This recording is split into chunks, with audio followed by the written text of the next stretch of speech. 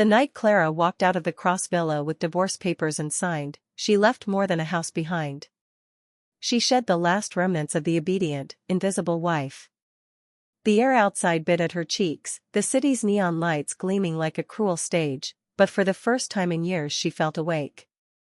The gossip columns screamed her humiliation, the headlines calling her a substitute, a mistake, a forgotten shadow, but she refused to let those words bury her.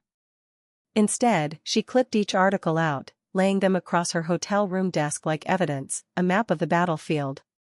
Every insult, every rumor, every sneer became fuel. If they wanted a spectacle, she would give them one, not as their victim but as their reckoning.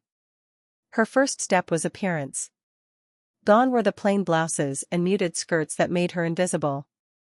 Clara walked into the city's most exclusive salon and demanded a transformation. The stylists whispered her name, shocked that Mrs. Adrian Cross, once known for her modest attire, sat in their chair. Hours later, she emerged with her dark hair swept into soft waves, her features sharpened with subtle makeup that highlighted the fire in her eyes. She looked like a woman reborn, not the timid bride they remembered but someone dangerous, someone untouchable. She didn't stop there. She called Lydia again, pressing her for every detail about Cross Corporation. The shareholders Bella had charmed, the alliances Adrian neglected, the rivals waiting like wolves at the gates. Clara devoured it all. Days passed, and Clara began to reappear in society circles, not clinging to Adrian's arm but walking alone, radiant in gowns that demanded attention. The whispers changed. She's different. She's bold. Could she actually challenge Bella? At one event, she caught the eye of Victor Lane, a sharp-eyed investor who had once been humiliated by Adrian at a board meeting. Victor approached her with a glass of champagne and a smirk. "You've been underestimated, Mrs. Cross. That makes you dangerous, and very interesting." Clara accepted the glass, her lips curving into a smile. "Then perhaps you'll enjoy watching me prove them all wrong." But while she played her game in the spotlight, Adrian prowled in the shadows. He attended the same events, his gaze following her every move, his jaw tightening whenever another man lingered too long at her side. One night, as she left a banquet, Adrian cornered her in the corridor, his body blocking her escape. "You're enjoying yourself," he said, his voice low, his eyes burning with barely restrained heat. Clara lifted her chin, meeting his stare. "Yes. And I don't need you to enjoy it." His hand slammed against the wall beside her, his chest pressing dangerously close. "You're still mine, Clara," he growled. She smirked faintly, though her heart thundered. "Then you'll have to fight to keep me." For the first time Adrian realized he was no longer the one in control. She was no longer his shadow. She was becoming a storm, and storms could not be caged. And as Clara walked away, her heels clicking like war drums down the marble hall, Adrian stood frozen, his fists clenched, his breath ragged. Something terrifying and intoxicating coiled in his chest. He was beginning to crave the wife he once discarded. And craving, Adrian Cross knew, was far more dangerous than love. Clara's reappearance in society was like a stone thrown into still water, ripples spreading wider each day, crashing against names that once ignored her. The whispers of her transformation grew into murmurs of admiration, envy, even fear. The same women who once pitted her began inviting her for luncheons, eager to glimpse the secret behind her newfound confidence. Clara attended each gathering with grace, but she never forgot their sneers, their laughter when Bella first paraded herself as Adrian's rightful partner. She smiled politely, sipped her wine, and tucked away every detail of their weaknesses. It was not friendship she sought, but leverage. Meanwhile, Lydia worked quietly in the background, feeding Clara information about the Cross Empire. She uncovered small fractures, neglected contracts, suppliers Adrian had alienated, disgruntled executives who muttered about his arrogance. Clara began cultivating subtle ties with them, planting seeds for the future. She did not yet strike, but she listened, she learned, she charmed. Each connection was a thread, and she was weaving her net patiently. Her path crossed Adrian's again at a high-profile art auction. Clara entered in a sleek black gown that shimmered like liquid obsidian, her lips painted the shade of sin. The room turned to stare. Adrian, standing near the front with Bella at his side, froze when his eyes landed on her. His gaze raked over her with the heat of a predator who suddenly realized his prey had grown fangs. Bella tightened her grip on his arm, her smile brittle. Clara walked past them without flinching, every step deliberate, a silent declaration that she was no longer the woman they could erase. Later that night, as the auction wound down, Adrian intercepted her near the exit. The corridor was empty, the distant sound of laughter echoing faintly from the hall. He stepped into her path, his black suit immaculate, his eyes blazing. "What game are you playing?" he demanded, his voice low, dangerous. Clara tilted her head, her lips curving into a cold smile. "The same one you've always played, Adrian. Only this time I intend to win." He stepped closer, his breath brushing against her cheek, his hand rising to cup her jaw with a roughness that made her pulse stumble. "You think this new face, these new gowns, will change who you are? You're still mine." His thumb brushed across her lips, lingering far too long, his eyes dark with hunger he couldn't suppress. Clara's heart pounded, her body betraying her with a rush of heat, but she forced herself to hold his gaze, her voice sharp as glass. "If I'm still yours, why does it terrify you to see me shine?" His jaw tightened, his fingers pressing harder against her skin before he released her abruptly, as if her words burned. "Careful," he growled, his voice fraying at the edges. "You don't know the fire you're stoking." Clara smiled faintly, stepping past him, her perfume lingering like defiance. "Oh, I know exactly what I'm doing." As she disappeared into the night, Adrian stood rooted in the shadows, his chest rising and falling unevenly. He had thought he despised her, thought she was a burden he could discard, yet now her rebellion consumed his thoughts, his blood burning hotter with every glimpse of her. For the first time in years, Adrian Cross realized he wasn't chasing power or wealth, he was chasing Clara. And he wasn't sure which obsession would destroy him first. Clara's rise was slow but deliberate, and every move she made unsettled Bella more. The once revered Red Swan of Hovendale now found herself overshadowed at events where she used to command attention. Bella compensated with louder laughter, flashier gowns, but the whispers in the crowd no longer belonged to her. They murmured about Clara, the forgotten wife who had returned as a woman of fire.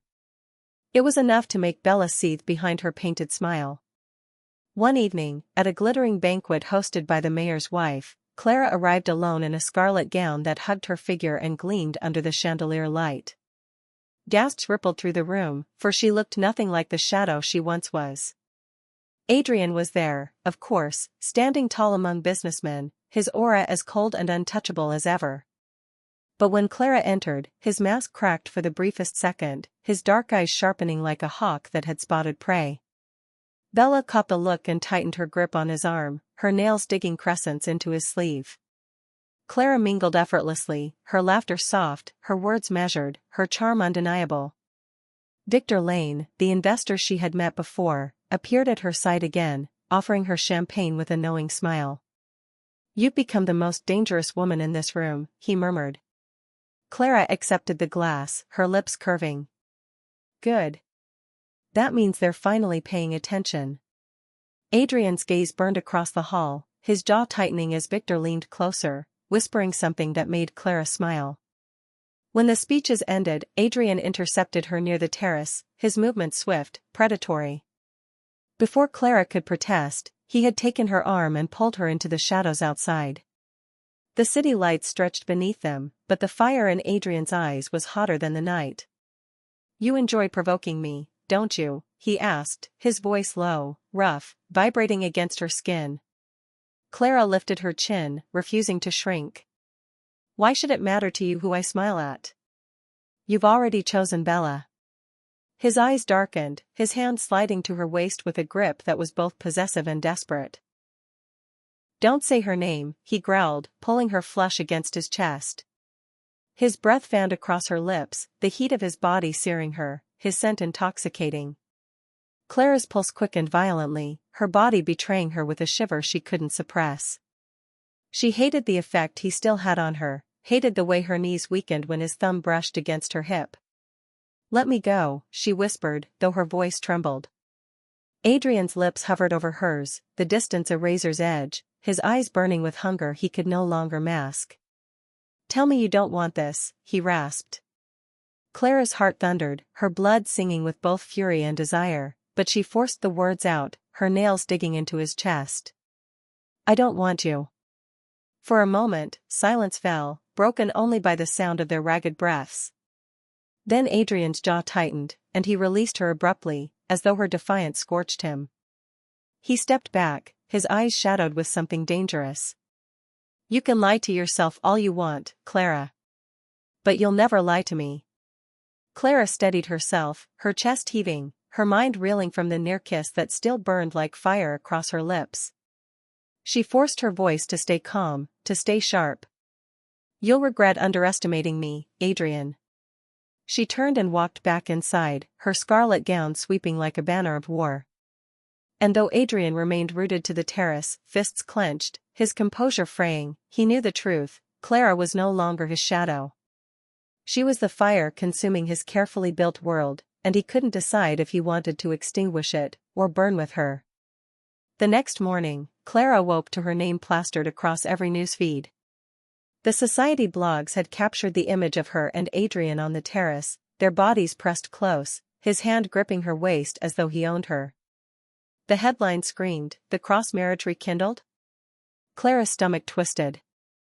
They hadn't kissed, but the photograph was intimate enough to ignite a storm. Bella must have seen it by now. Clara almost smiled at the thought of her sister's fury, but then she remembered the danger of letting rumors dictate her story. She had promised herself she would no longer be a pawn. She picked up her phone and called Lydia. "Leak it," Clara said flatly. "The truth. That Adrian hasn't signed the divorce papers, that he keeps chasing me while flaunting Bella." Lydia hesitated. "That will cause chaos." Clara's lips curved into a cold smile. "Good. Let them choke on it." By evening, the city buzzed with scandal. Headlines twisted again: Adrian Cross refuses to let go of substitute wife. Bella Cross humiliated as Adrian pursues Clara. Society erupted with speculation. Bella's carefully crafted image as Adrian's destined bride cracked, and whispers grew louder: perhaps Adrian was not hers after all. Bella stormed into the Cross villa, her heels echoing like gunfire, her eyes blazing with fury. "Adrian," she shrieked, slamming the tabloid onto his desk. "You let this happen. You let her humiliate me."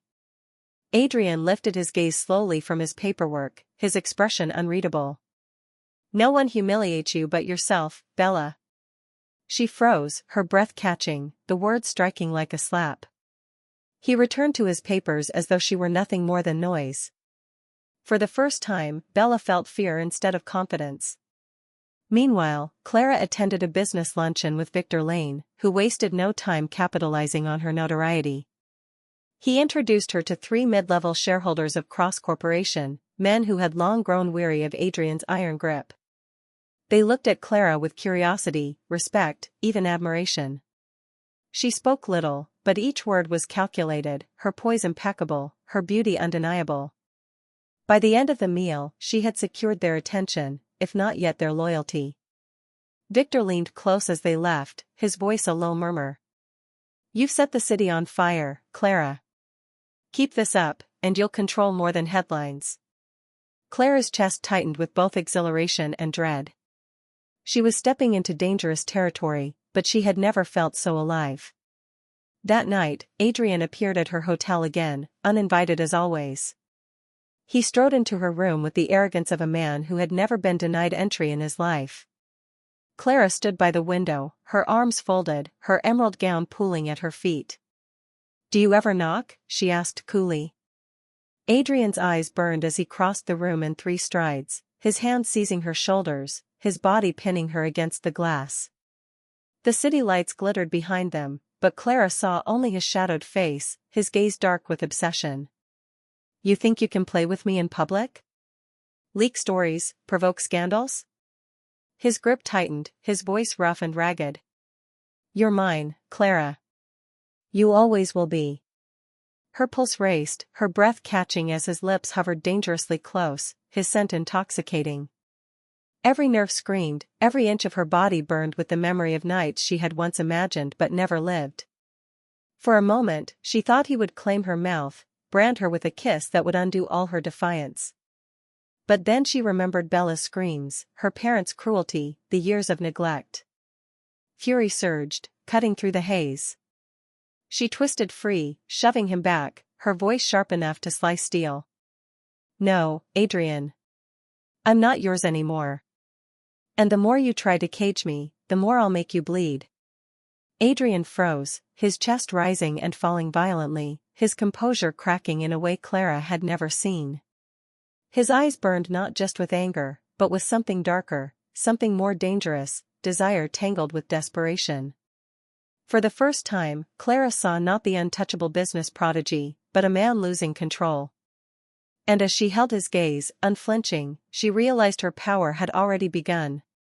She wasn't the shadow anymore. She was the storm he could no longer withstand. The fallout from the leaked story grew worse by the hour.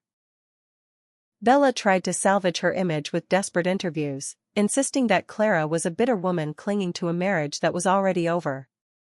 But the public wasn't convinced. Photos of Adrian cornering Clara at the gala and rumors of his late-night visits painted a different picture entirely, one that made Bella look like a fool. Behind closed doors, Bella raged, smashing glass and tearing dresses, but Adrian didn't lift a finger to console her. He simply worked in silence, his coldness sharper than any blade. It wasn't Clara who looked pathetic in the headlines now. It was Bella. Clara watched all of this unfold from her hotel suite, her lips curving into a smile. Every headline that painted Bella as the other woman was another knife driven into her sister's pride. But Clara knew this wasn't enough. Gossip was fleeting, she needed permanence. That's when Victor Lane came to her with a proposition. One of the Cross Corporation's key suppliers is ready to jump ship, he explained over dinner, his voice low, his eyes gleaming with opportunity. They're furious over how Adrian treated them, and they're willing to sell their contract, for the right price. If you secure it, you'll have leverage. Real leverage. Clara's pulse quickened. It was risky. It was bold. It was exactly what she needed. She agreed. The deal was arranged discreetly, and Clara poured what little remained of her personal funds into it. When the contract was signed, a thrill surged through her veins. For the first time, she held a tangible piece of Adrian's empire in her hands. It was small, but it was a start. She could almost hear her parents' voices mocking her, telling her she was nothing but a placeholder, but now she had proof that she could build her own power. Her triumph, however, was short-lived. Adrian appeared again, this time at her hotel in the dead of night. He didn't knock. He didn't speak. He stormed into her suite like a man possessed, his eyes blazing with something raw. Clara rose from her chair, startled but defiant. "What do you want now?" she demanded. He didn't answer. In 2 strides, he was in front of her, his hands gripping her arms, his chest pressed against hers. "You," he growled, his voice rough, his breath hot against her lips. Before she could react, his mouth crashed onto hers. The kiss was not tender. It was fierce, punishing, a battle of dominance. Clara gasped against him, her body igniting like dry tinder under flame. His hands roamed down her back, pulling her closer, as though he wanted to consume her whole. For a moment, her defenses crumbled, her heart pounding, her blood rushing with dangerous heat. She hated him, she loathed him, but her body betrayed her, trembling with desire. She wrenched free, breathless, her lips swollen, her eyes blazing with fury. "You don't get to touch me like that," she spat. Adrian's chest heaved, his eyes burning with obsession. "I don't get to? Clara, I can't stop. Every time I see you like this. Defiant, untouchable, I want to break you." Clara's knees weakened at his words, the raw hunger in his voice, but she forced herself to stand tall, her voice sharp despite her trembling. Then you'll spend the rest of your life wanting, Adrian. Because I will never let you own me again. She shoved him back with all her strength, her body still aching from the fire he'd ignited. Adrian stood frozen, his fists clenched, his breath ragged. He had never been denied, never been defied, and yet Clara had done both. As he left her suite with a storm in his eyes, Clara pressed a trembling hand to her lips, her heart racing. The kiss had shaken her, burned her, undone her, but it had also steeled her. She would not be his prey. She would be his reckoning. And with the contract now in her possession, Clara knew her war against Adrian Cross had only just begun. The morning after Adrian's sudden kiss, Clara stared at her reflection in the mirror. Her lips were still red, not from lipstick but from his hunger. Shame and fury burned in equal measure. She had vowed never to let him touch her again, yet her body had betrayed her with trembling knees and racing heart. She splashed cold water onto her face, whispering to herself like a vow, never again. But even as she said it, the memory of his mouth on hers seared like fire. She shoved the thought away and turned her focus back to the contract she had secured. This was her shield, her weapon. And soon, she would strike. That day, Clara arranged a meeting with one of the Cross Corporation's smaller shareholders, a woman named Eleanor Grant. Eleanor was in her 40s, sharp and ambitious, often dismissed by Adrian and the board for being too outspoken. Clara met her at a quiet tea room, dressed in a tailored suit instead of a gown, her hair pinned back to emphasize the steel in her eyes. "Why should I trust you?" Eleanor asked bluntly, sipping her tea. Clara leaned forward, sliding the signed contract across the table. "Because I'm not asking you to trust me. I'm asking you to trust results." Eleanor's eyes widened as she scanned the document. She looked back up, her lips curving slowly. "Perhaps you're not as much of a placeholder as they say." News of Clara's maneuver spread quietly but surely through the company's undercurrents. Executives whispered. Shareholders grew restless. Bella seethed. She stormed into Adrian's office, her voice sharp. "Do you know what your wife is doing? She's buying influence under your nose."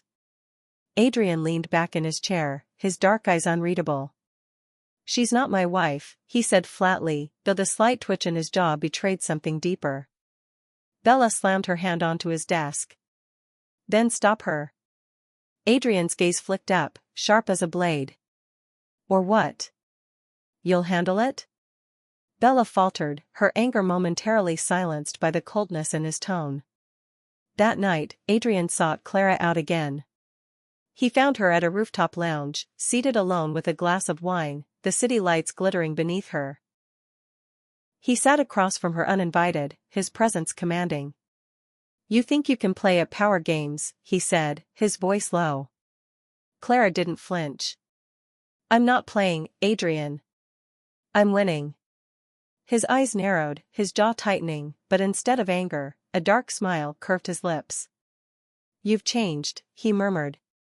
"The timid wife I married wouldn't even look me in the eye. But now," his gaze swept over her slowly, deliberately, lingering on the neckline of her dress. "Now you look like a woman begging to be ruined." Clara's pulse skipped, heat pooling dangerously low in her belly, but she forced her face into a mask of ice. "If you touch me again, Adrian, I'll make sure every newspaper in this city prints your desperation." His hand shot out, gripping her wrist across the table, his eyes blazing with obsession. "And if I don't care about the headlines?" he rasped. He tugged her closer, his breath brushing against her lips, his control fraying. For a split second, Clara's body screamed to give in, to drown in the fire he offered. But she tore her hand free, her voice cutting through the tension like glass. "Then you'll have nothing left to care about but me. And that terrifies you." She stood, her heels clicking against the stone, leaving him at the table, his chest heaving, his fists clenched. Adrian Cross had everything, power, wealth, the world at his feet. But for the first time in his life, he realized he could lose something he couldn't buy back. And it was the very woman he had once called a placeholder. By the end of the week, Clara's name was on every tongue. What had begun as whispers of her transformation now became open discussion at society parties and corporate boardrooms. She's beautiful, but sharper than anyone thought. Adrian may not control her anymore. Perhaps the Cross Empire isn't unshakable after all. Clara listened to it all with quiet satisfaction, never letting her smile betray the storm brewing inside her. Every remark, every shift in the wind of public opinion, was proof that her rebirth was not just a facade. She was shaping herself into a force. Victor Lane invited her to another private dinner, this time with two influential men who were direct rivals of Adrian in the construction sector. They were curious about her sudden rise and eager to see if she might be useful. Clara handled them carefully, never giving away too much, never appearing desperate, but letting just enough steel glimmer through her words. She left the table that night with more than promises. She left with allies. Allies who wanted to see Adrian bleed. But even as Clara carved her path, Adrian grew more restless. He showed up wherever she went, galas, luncheons, even the art gallery where she spent an afternoon studying paintings. He would corner her, his voice a low growl, his presence overwhelming. "You're enjoying this too much," he said once, standing so close she could feel his breath against the back of her neck. "Watching me lose control." Clara had turned slowly, meeting his dark eyes with defiance. "Why shouldn't I enjoy it? It's the first time in years I've felt alive."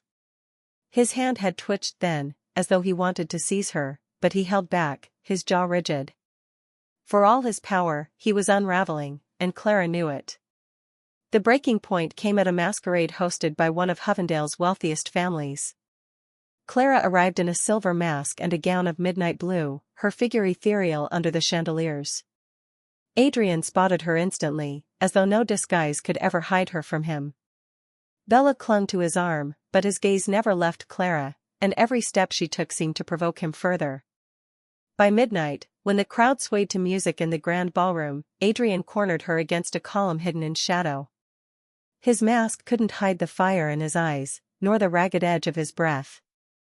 He pressed one hand against the marble beside her head, his body blocking her escape. "Clara," he whispered, his voice raw. "I can't stop thinking about you." Her pulse hammered, the dangerous honesty in his tone threatening to break her composure. She tilted her head, forcing a smirk. "Then think harder, Adrian. Maybe you'll remember all the years you ignored me." His hand slid down her arm, fingers brushing against her bare skin, sending shivers she hated down her spine. "I should hate you for this," he rasped, "for defying me, for humiliating me. But all I want is to ruin you until you can't breathe without me." His lips hovered inches from hers, the heat of his desire intoxicating. Clara's breath caught, her heart a battlefield of fury and forbidden longing. For a fleeting second, she nearly let him close the distance, nearly drowned in the hunger that burned between them. But then Bella's laugh echoed across the ballroom, sharp and cruel, and Clara snapped back. She shoved him hard, her voice shaking but fierce. "You don't get to ruin me, Adrian. Not anymore. If anyone is going to burn in this game, it will be you." His eyes blazed, his chest heaving as he stared at her, torn between rage and obsession. And though Clara walked away with her head high, her hands trembled behind the mask. She had denied him again, but she knew the truth, each encounter left both of them more consumed, and sooner or later, something would break. The masquerade had left Clara shaken, but she refused to let Adrian's words linger. She buried herself in action, in the ruthless pursuit of leverage. Within days, Lydia brought her another opportunity, an executive from Cross Corporation who had been quietly sidelined by Adrian's arrogance. His name was Thomas Grayson, a man with gray streaks in his hair and bitterness in his eyes. Clara met him in a quiet cafe far from prying eyes. "You've been cast aside, Mr. Grayson," she said evenly, her hands folded on the table. "But men like you don't retire willingly. You want relevance back. I can give it to you." Thomas studied her for a long moment before a slow, humorless smile spread across his face. "You're dangerous, Mrs. Cross. That makes me interested." When they shook hands, Clara knew she had secured another thread in her growing web. But while she played her game with patience, Bella unraveled. Every newspaper that hinted at Clara and Adrian's tension, every whisper that dared to compare the two sisters, fanned Bella's fury. She stormed into the villa one evening, cornering Adrian in his study, her voice shrill. "Why won't you end this? Sign the papers, discard her, and make it official with me." Adrian didn't even look up from his desk. "Because she won't let me," he said flatly. Bella froze, her mouth opening and closing like a fish. She expected him to deny Clara, to crush her. Instead, he admitted her power, and the realization cut deeper than any insult.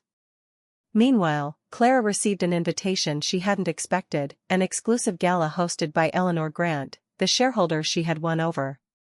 The theme was opulence, and Eleanor made sure Clara was seated front and center.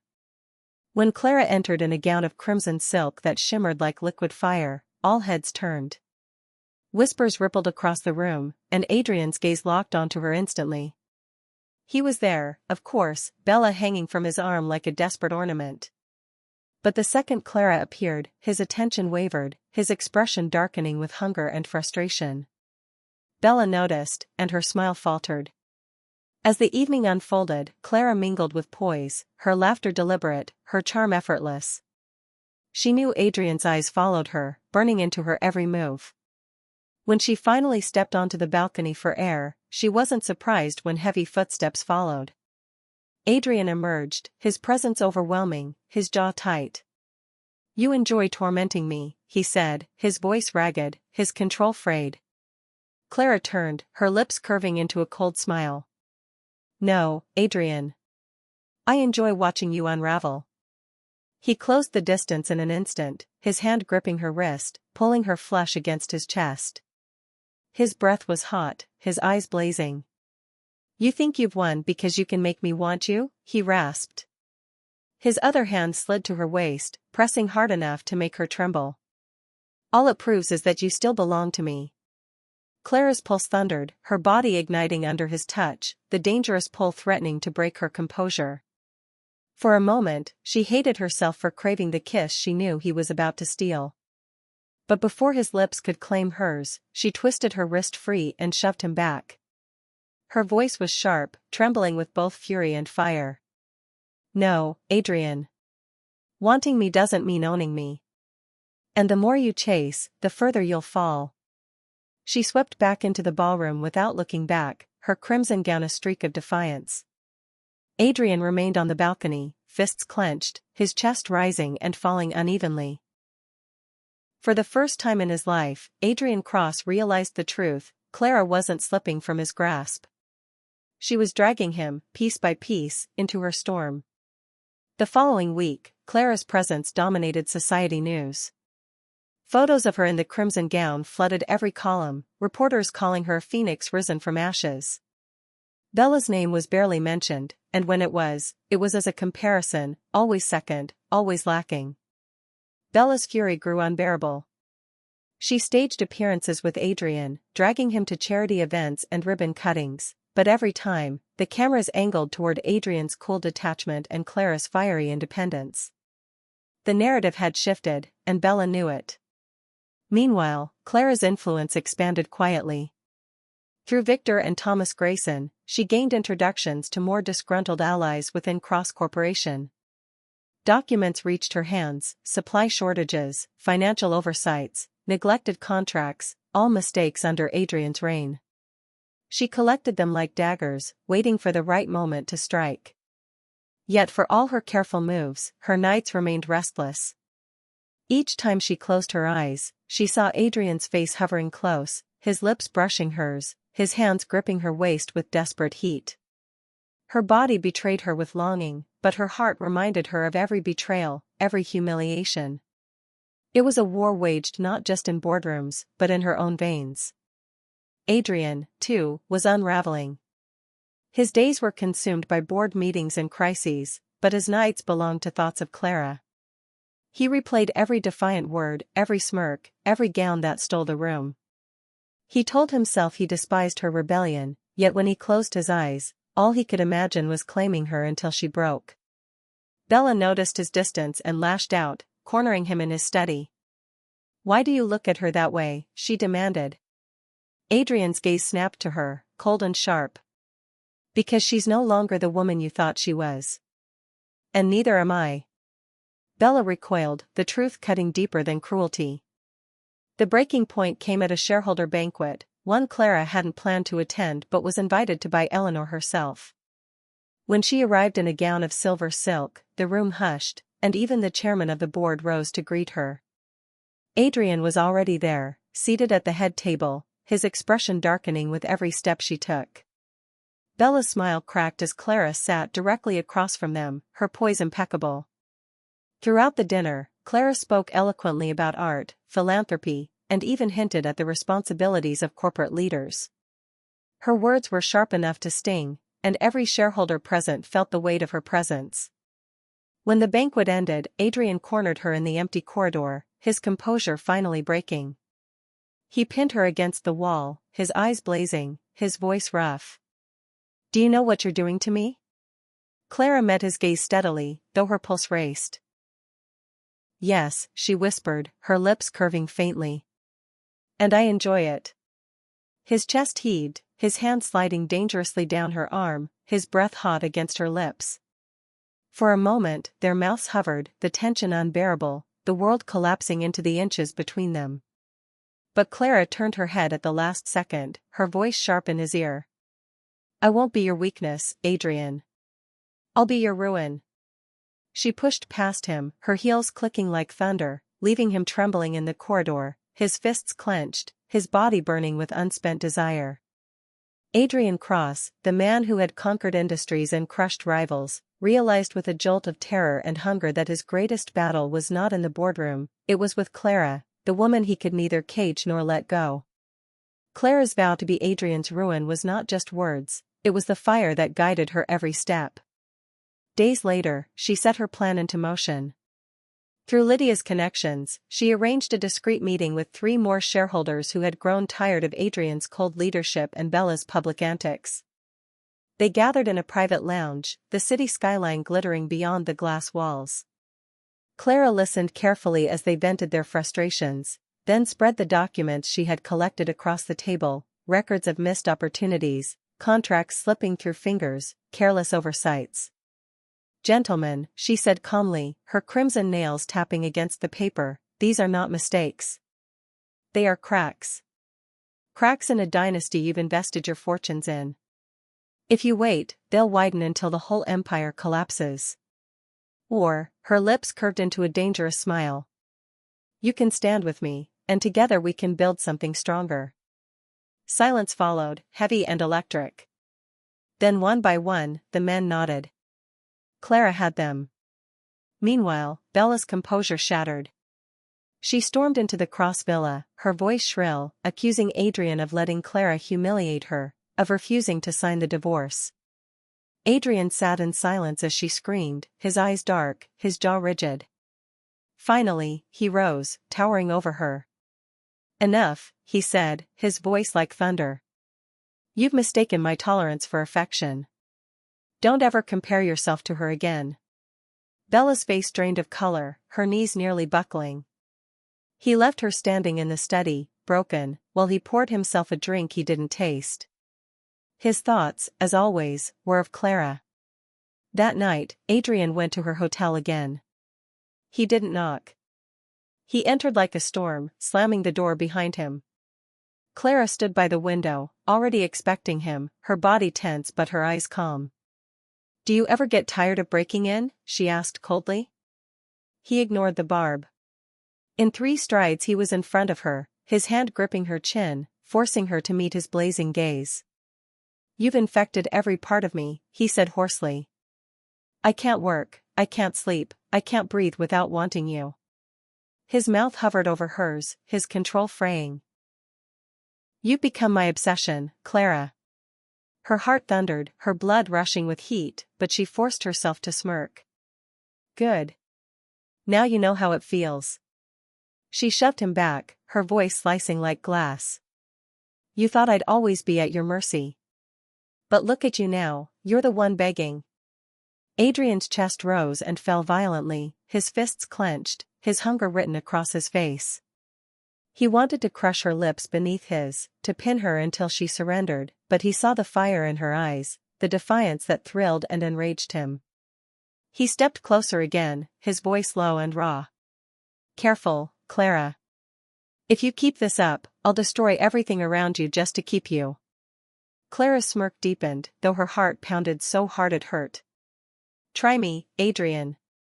Because while you're obsessed with me, I'm building the power to destroy you." She slipped past him, her perfume lingering in the air like defiance. Adrian stood frozen in the dimly lit room, his breathing ragged, his body burning with unspent desire. For the first time in his life, Adrian Cross, the man who commanded empires, realized he had lost control completely. And Clara, standing in the hallway outside, pressed her palm against her racing heart. She trembled not with fear, but with exhilaration. The rebirth was complete. The timid wife was gone. In her place stood a woman who would make the world, and Adrian Cross himself, kneel.